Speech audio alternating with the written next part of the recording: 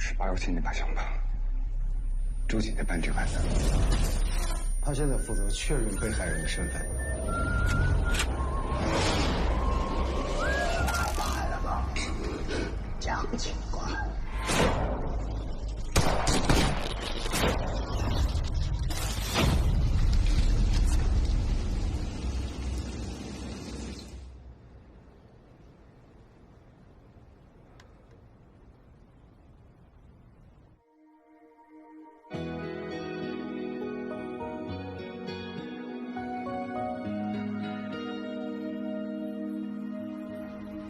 往前我该何去，又何从？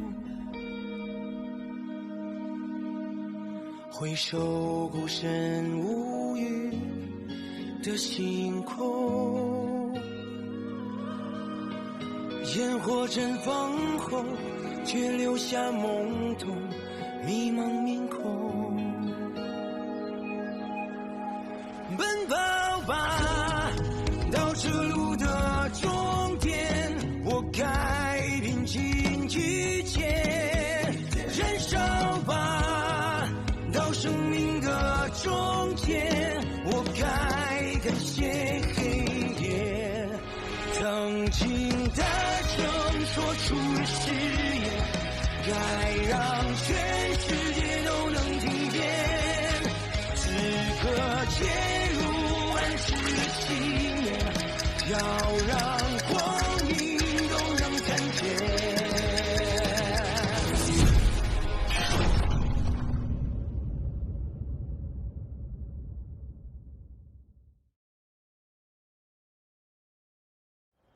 看出来了，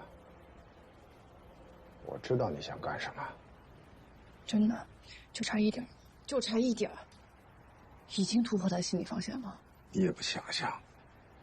能搞到枪的人，那能是个小角色吗？啊？办案从来就不是一帆风顺的事儿，又不是头一次了。行了。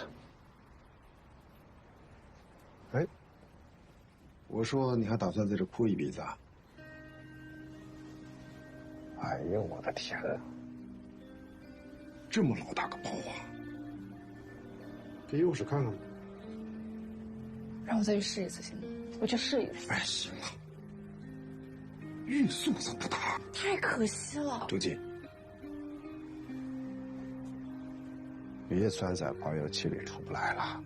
你的心情我能理解，你的方案也试过了，事实证明，此路不通。行，别忘了去医务室。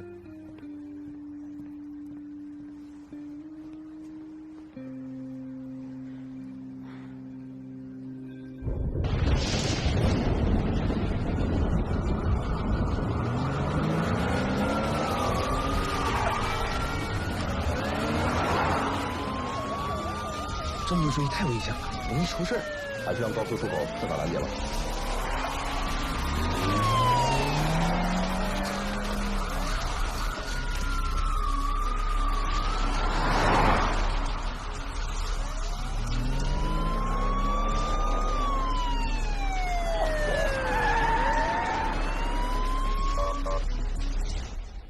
你说你上车就往外地开，你想干什么呀？他无法运营，心里虚。 以为你们是来抓黑车的，我们就问点情况，你这耽误我们多长时间？对不起，我不知道。我现在严重怀疑你啊，身上有其他的案子。没有，警官可不能开这种玩笑。那我提醒你啊，7月23号晚上有没有接到一个约车电话？大半夜的跑通河岸边去。 7月23号晚上，好好想。大半夜跑通河岸边去。哦，对，是有这么个人。然后呢？然后我就。 按照约定时间去开车去通河岸边去接他嘛，接到了吗？没有，就看见那个约车的人了。约车的人？对，约车的不是乘客本人。啊，对，是个男的。对，是他吗？啊，不是。看仔细了。确实不是。不是，我说你能不能别问一句谈一句啊？多说点。有点紧张。那天晚上。 我就开到通河岸边就一直等嘛，一直等不来，那我就给约车那个人打电话。哎，他当时就在附近，过来还把行李箱给拎下车了，跟我说他姐姐不走了。那人反正看着挺年轻的，不是你照片里面那个人。如果我带你再见一次这个人，你能认出来吗？能，那小子头上染着黄毛呢，好认。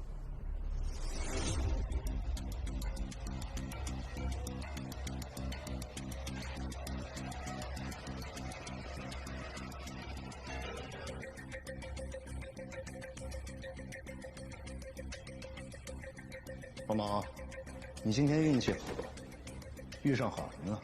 既然这个小姐姐这么好奇，那你要好好回答她的问题。好像是那个3号。什么叫好像？看子燕。对，没错，这儿呢。3号。对。师傅，你任务完成了，跟我走吧。再见啊。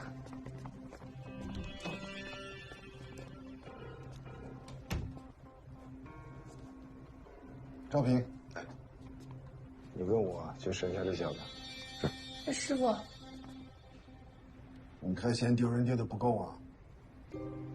走，来。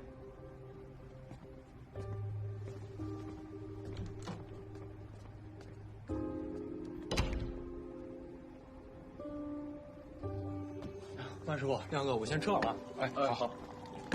吃点不？吃不了。川旺是不是？等我卸了货，我要把川旺所有的菜吃一遍，所有的垃圾食品吃一遍啊！你再憋憋吧啊！好像借我闻一下过不？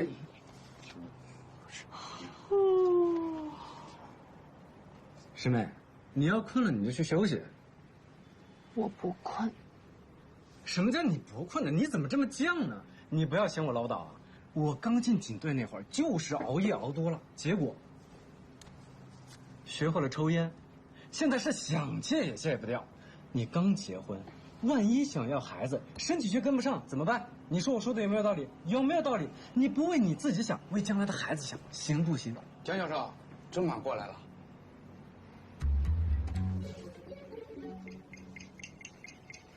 烟，它致癌，千万不能碰。江教授来了，大家照顾一下啊！我去抽支烟。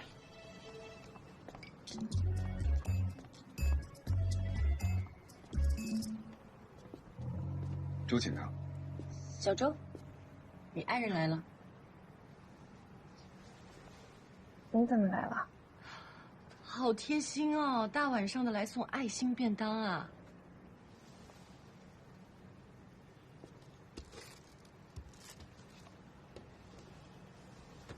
这个我们来，不能浪费了。一起吃点。不必了，我吃狗粮就够了。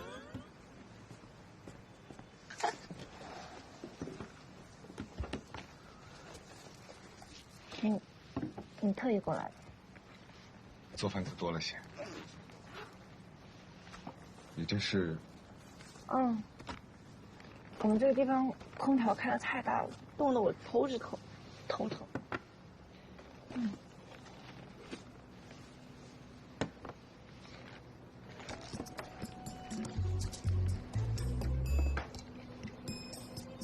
要不咱们去 B 型宿舍吧？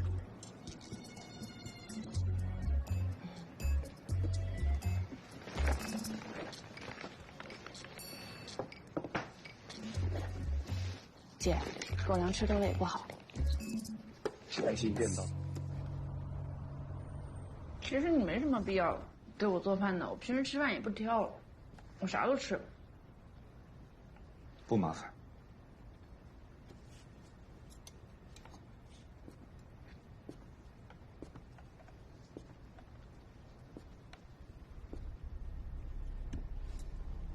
那是我哥。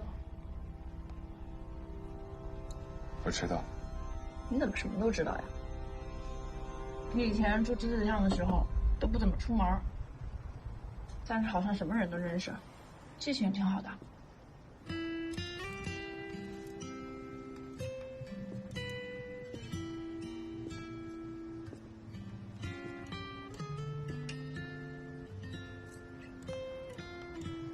现在可以告诉我，为什么会这样了吧？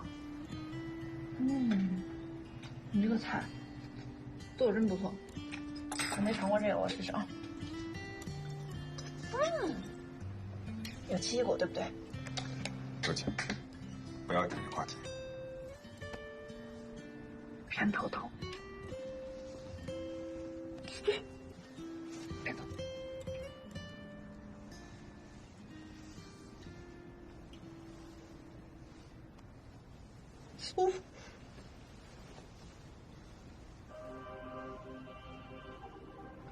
没事，没什么事。是谁？赖三找的。你审得到？就尝试激了激他。周姐，一看你就没下过一线，是不是？下过一线的都知道，这都是小伤，这不算什么大事儿，真的。我明明告诉过你，先转高谈大，我就是担心会这样。我就不明白了，我是冲动了一点，我尝试去刺激了一下赖三，可是诱使他承认自己的犯罪事实，这不是非常正常的讯问手段吗？但是你明明知道这个办法只会置自己于险地，查案能有不危险的吗？你是一个心理学的专家，你应该比我更清楚。现在这样的情况，我作为女性去才更合适。再加上我跟他之前有过节，整个队里没有比我更适合去做这个事情的人。但结果是什么？结果是你受了伤，他也没有公认。可是我尝试过了，我不后悔。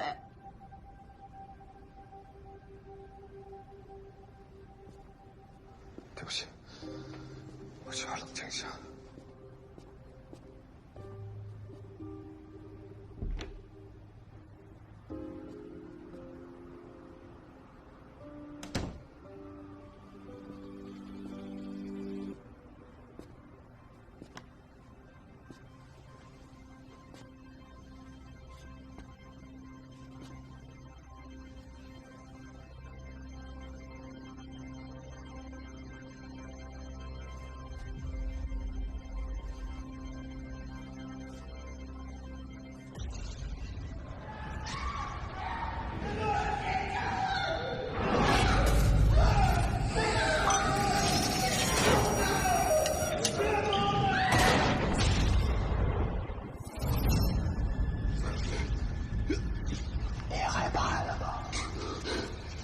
警官，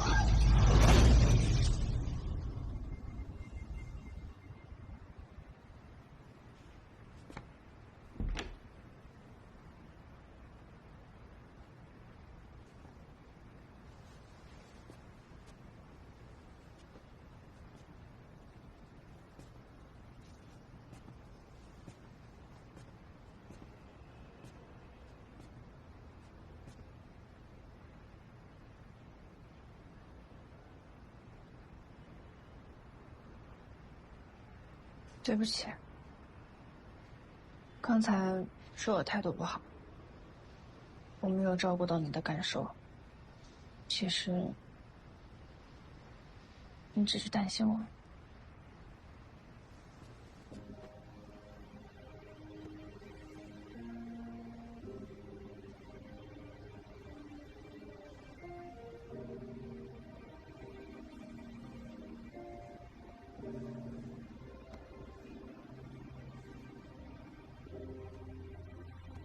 医生，侦查和审讯都是刑警的职责，审不审得出来是一回事儿，去不去审，那是另外一回事儿。我知道今天虽然他没有承认，可是在过程中有那么一瞬间，他是差一点松口了，真的就差一点，他就承认了。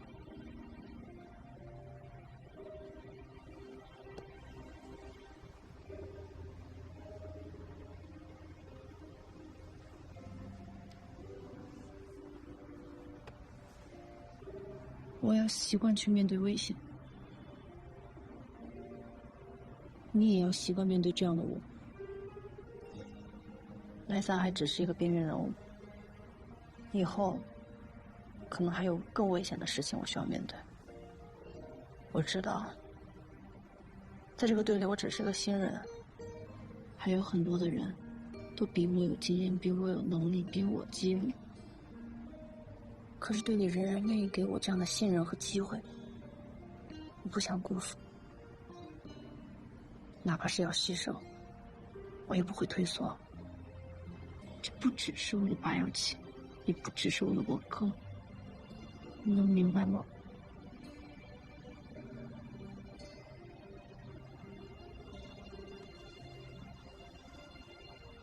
晚上你在发抖。对不起，我刚才太大声。今天是你第一次凶我。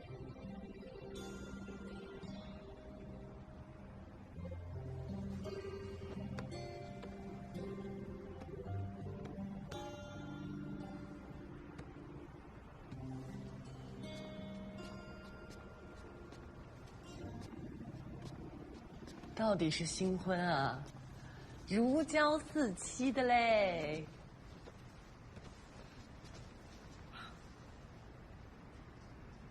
审完了，审完了，黄松比赖三好对付多了。这个人的本名叫做黄松，海州职业技术学院上了1年不到就辍学了，单亲家庭，母亲一个人带大的。上学期间呢，师生关系、同学关系都相处得不好，学习成绩也差。估计是因为这个原因，导致越来越不爱在学校待着，经常翘课，跟社会上的青年鬼混。后来认识了赖正天，开始给夜总会介绍年轻女孩，一来二去，就被赖正天收为了小弟。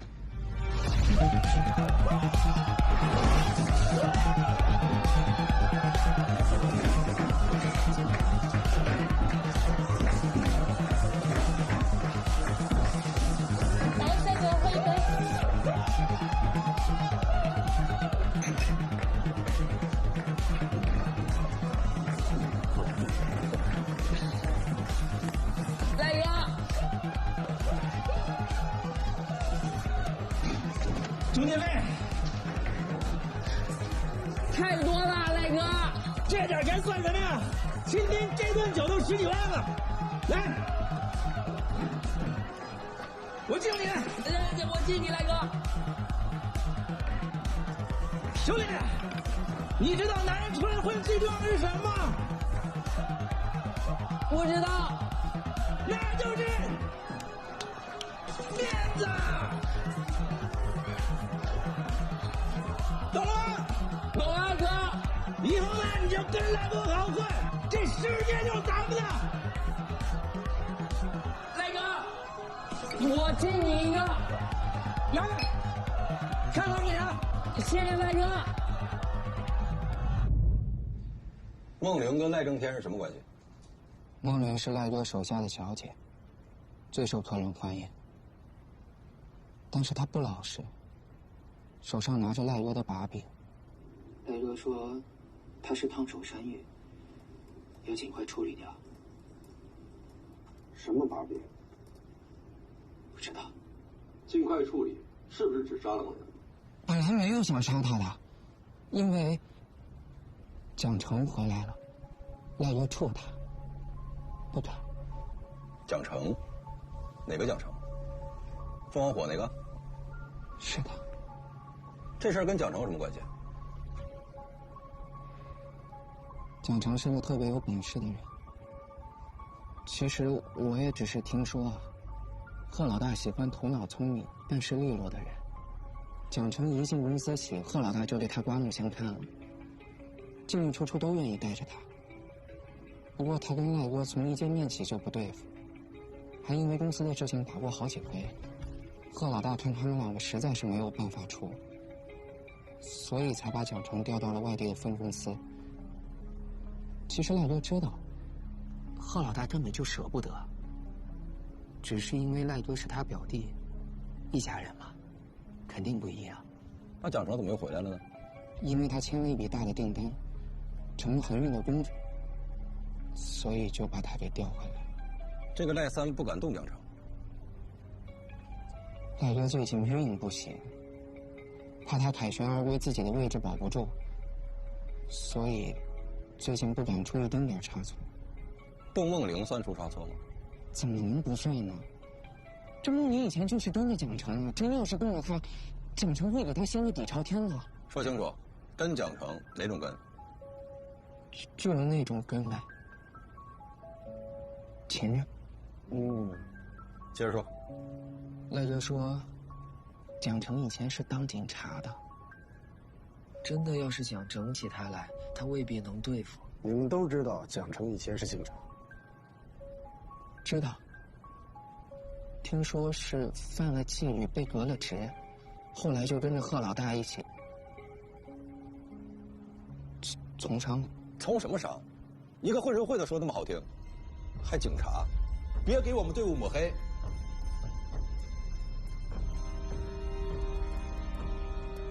你接着说。赖哥因为就是怕蒋成，所以才答应孟女，说给他一笔钱，算是这些年的辛苦费，然后让我找辆车，把他送回老家，早点息事宁人。你们把开枪杀人说成是息事宁人？那是因为他傻，他嘴巴贱。赖哥不就是随便侮辱了几句蒋成吗？平时不管赖哥怎么收拾他，他都不会叫的。但一听蒋成，他就发疯了。他为什么向着蒋成？所以才说他蠢。我今天想吃牛排，怎么样？哎，那家还不错哎。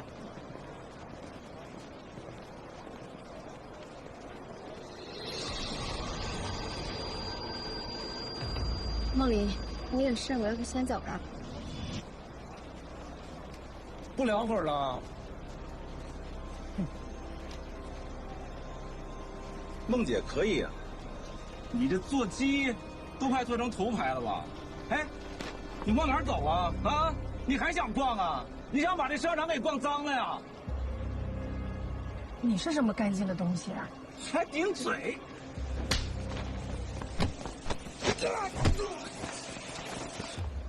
蒋成，你他妈疯了！你敢打我？这事跟你有什么关系啊？啊？你以为你谁啊？我是他男人，行不行？别人只是随便说说他就相信。对蒋成是这样，对赖哥也是这样。别人说什么他就信什么。你说赖三是怎么骗他的？放他回老家，不就是骗他吗？姐，你怎么不在家呀？我在。啊，那个司机已经到了，我要不先把你的行李箱放到车上面。赖三真肯放我走？真的。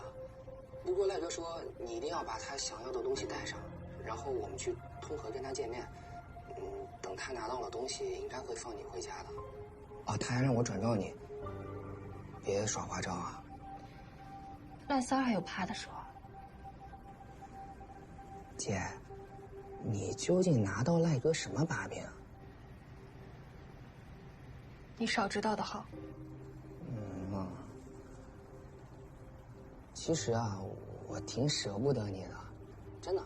说实话，在这些人当中，你是第二个真正关心过我的人。你喊我一声姐，我照顾你是应该的。我马上要走了，临走前我再叮嘱你一句：好好上学，好好读书，别再跟着赖哥混啦！哎呀，这些话我都听了多少遍了。不是这些。那是什么呀？对你妈妈好一点。我妈要是还活着，看见我这么受欺负，肯定心疼坏了。你怎么了，姐？不过她在上天肯定保佑我了，要不然我也不会有这么好的运气，能遇见蒋成。那你和蒋成告别了吗？见了，他没说要走的事儿。我也不值得他惦记。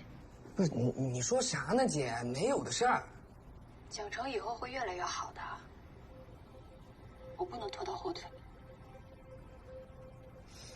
松，赖三那人不靠谱，迟早要出大事的。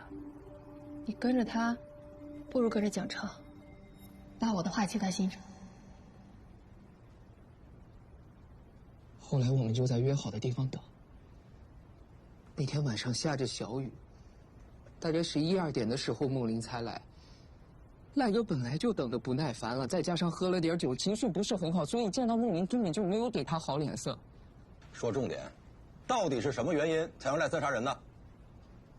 梦玲她太防着赖哥了，他怕赖哥报复，根本就没有把他想要的东西带过来。他是想着回家以后再把东西交出来。赖哥一听他就生气了，让他不要敬酒不吃吃罚酒。这梦玲一听也就不怕他，就威胁赖哥说要把这些东西交给贺老大。这赖哥一听更生气了，两个人就开始吵嘛。吵架本来挺正常的，但不知道为什么突然就提到了蒋成。你也知道，赖哥他本来就很讨厌蒋成嘛，说要弄死他，让他跪在他面前磕头认错。这梦玲一听更生气了，然后梦玲一生气就把赖哥以前的事情给搬出来说了。以前什么事儿？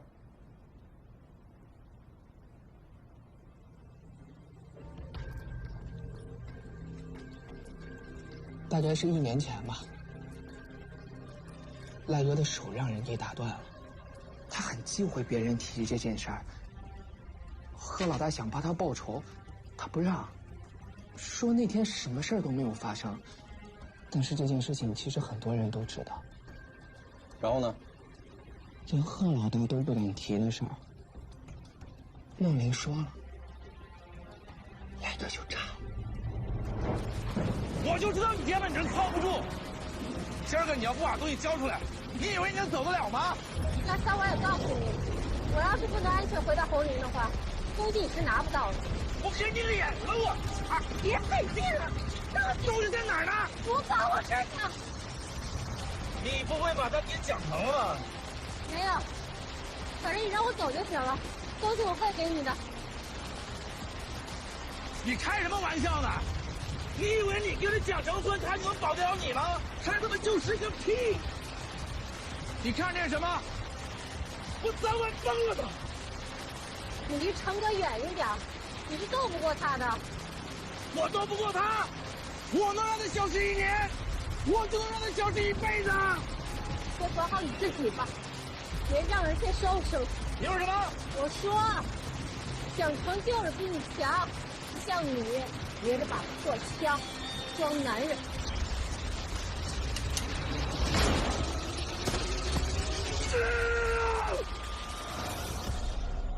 就是这样。你当时在哪儿？在干什么？我当时是在车上面，很远，我根本不知道发生了什么事情，我已经被吓呆了。赖三儿呢？他杀了孟明以后，自己也呆了，很久都没有反应过来。我估计，他也觉得这件事情闹大了。大概过了5、6分钟吧，他才回到车上面。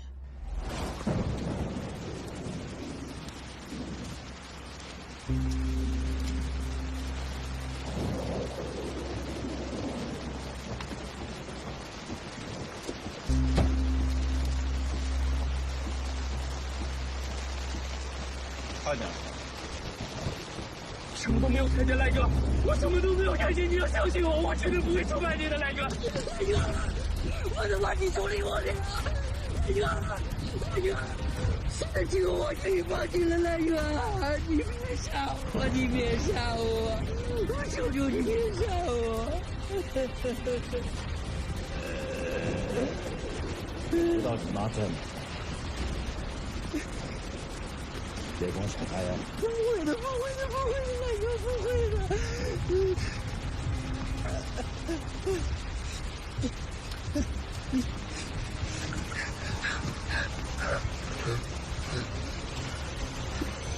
他让我去取钱，想立马收拾东西跑路。我怕有人路过看见，所以我就提醒他。至少把尸体先藏一藏。你倒是聪明啊，但是没想到尸体这么快就被发现了吧？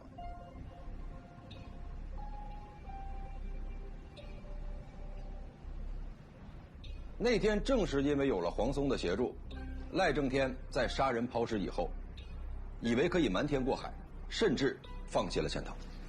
真嚣张啊！难怪在审讯室的时候，他一副死猪不怕开水烫的样子。他是真以为我们警方永远都掌握不了证据抓他。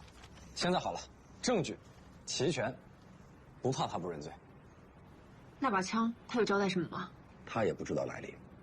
那枪在哪儿呢？他说只有赖正天知道。赖正天的几个窝点都没有枪，是不是丢河里了也不确定。现在就看他认罪的态度，想不想争取一个好的表现？难，确实难。赖正天犯的是故意杀人罪、组织蔓延罪和寻衅滋事罪，数罪并罚。我猜测，他应该比谁都明白，就算供出了枪的来历，也换不来任何好的结果。而且，如果让外面的人知道是他告的密，那么接踵而来的报复，会比判了他更要命。不是孙教授，你还有什么意见吗？还少言勿长。孟玲手里掌握赖正天的把柄，我们还不知道是什么。如果黄松这个事儿，他也不知情。那不管是谁知道，现在掌握的证据，是不是也足够结案？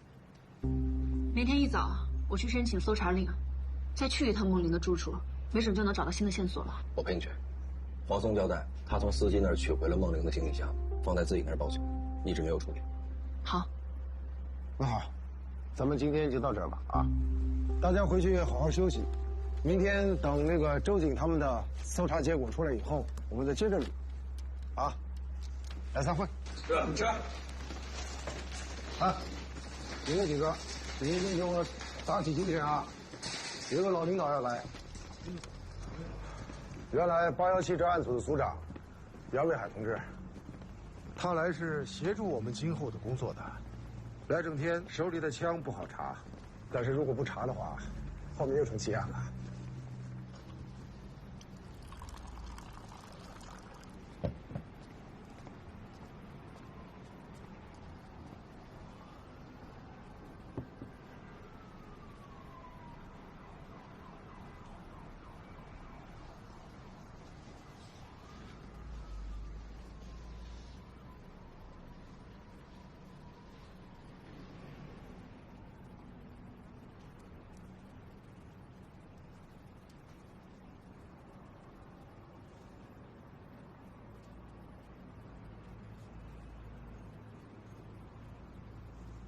是有什么问题吗？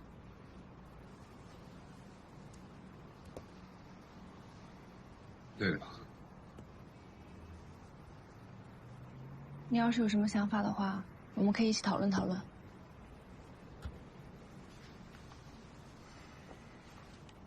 我想一个人思考一下。你先回去睡吧。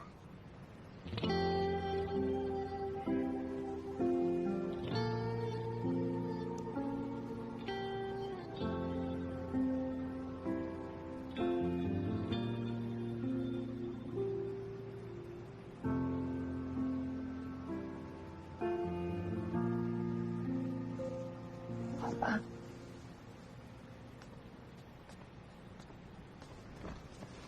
出去。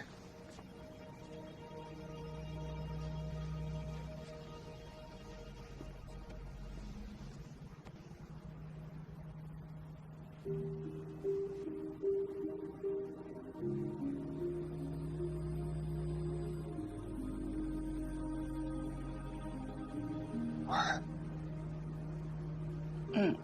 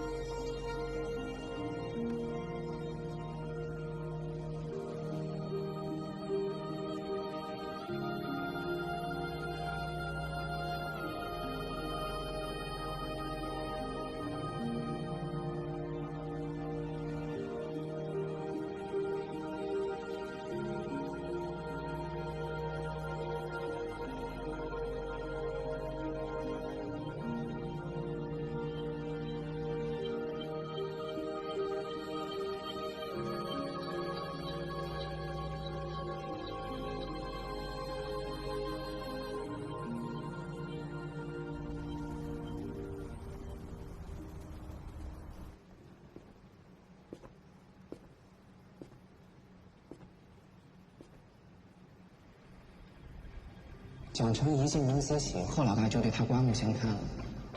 凤凰火现在是由蒋成在全力管理。梦玲跟我说，成哥是个不一样的男人。还少言无常。梦玲手里掌握赖中天的把柄，我们还不知道是什么。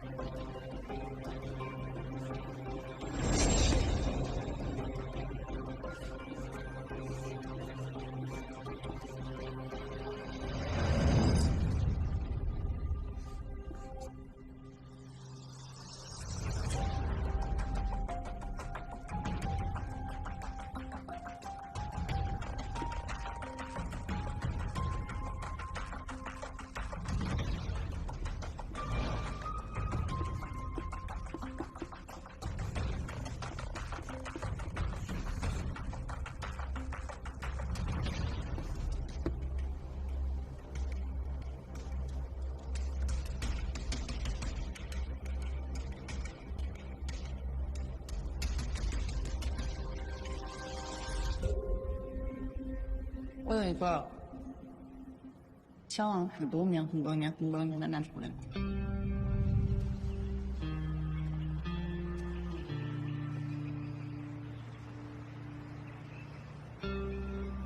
是叫蒋成吧？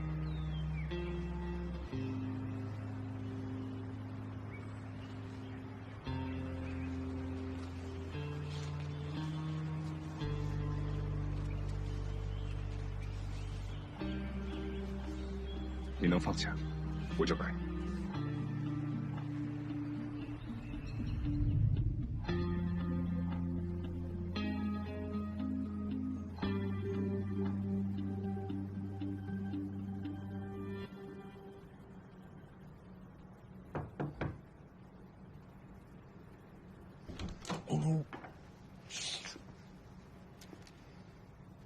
张教授，教授，你好，你好，杨，那个技术侦查员梅阳，抱歉打扰你休息了。没有，我想看一下黄松的讯问录像，可以吗？可以。谭大之前吩咐过，说您在办案方面有任何要求，只要不违规，全程看立灯。谢谢。没事儿，都是同事客气什么。再说，你们咱们刑侦大队邻居吗？总团小姐看这个视频，是有什么疑点吗？有一些不同寻常的地方。追逐客人欢迎，但是他不老实，手上拿着赖哥的把柄。赖哥说他是烫手山芋，他尽快处理。什么把柄？不知道。尽快处理掉，是不是自杀了吗？本来没有想伤他的，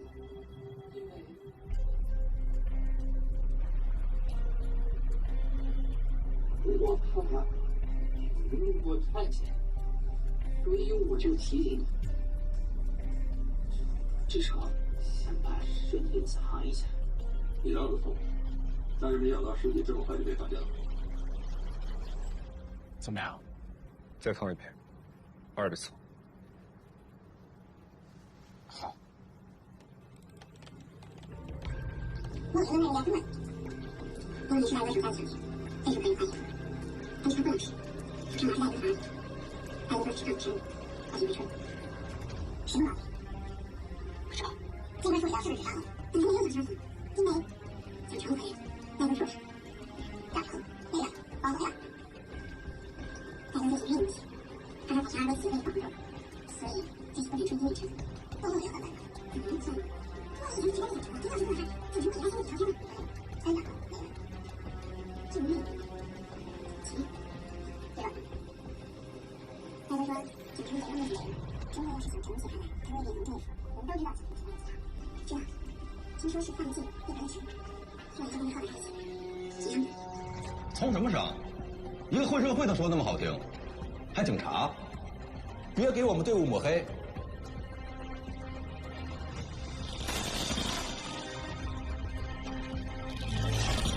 陈教授，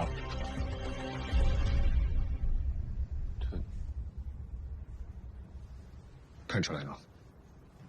看出来是。刚才这一段，得注意一下黄松的姿势变化。在你看来，他现在是什么状态？他很害怕警察。这也正常。他虽然说是混社会的，比同年龄的学生要成熟一点，但是他再成熟，他也是个孩子。恰恰相反，他不怕。他身体缩起来不是怕，是一种防御的体态。当他听到不利于蒋成的言辞之后，他身体紧绷，双眼迅速敌视对方。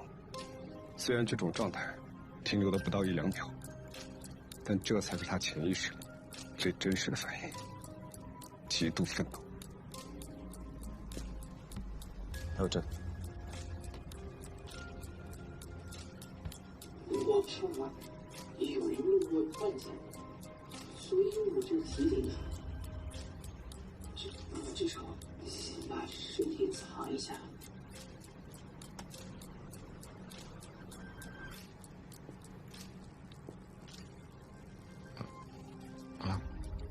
但凡是2人及2人以上的团伙作案，通常是更具有力量，或者是更具有权力控制欲的人，处于主导地位，其他人是从属。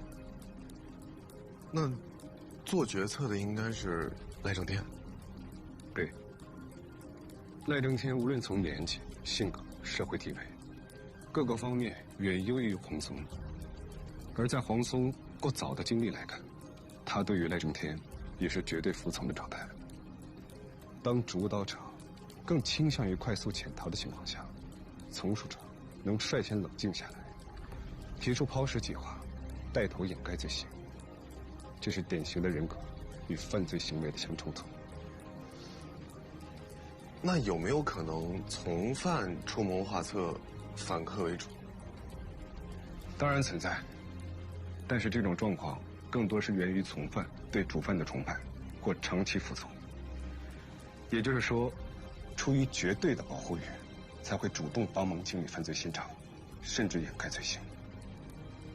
可你想一想，如果黄松真的想保护赖正天，他怎么那么轻易的就把赖正天整个行凶的过程和盘托出呢？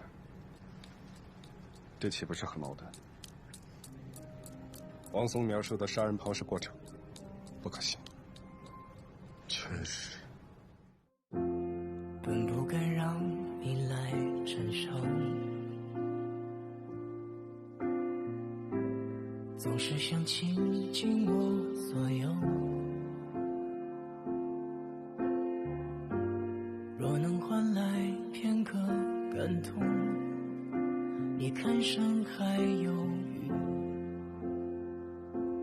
多自由。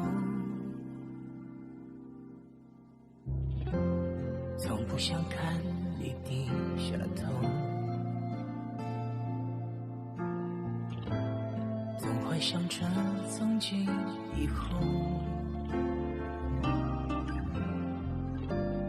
若能换来相爱很久，看斑马在海洋的自在的遨游，怎样的爱你笑着说出口，决定这条路要和你一起走，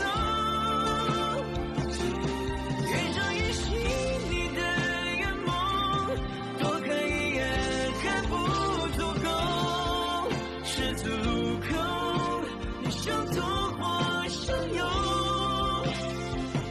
又牵你手。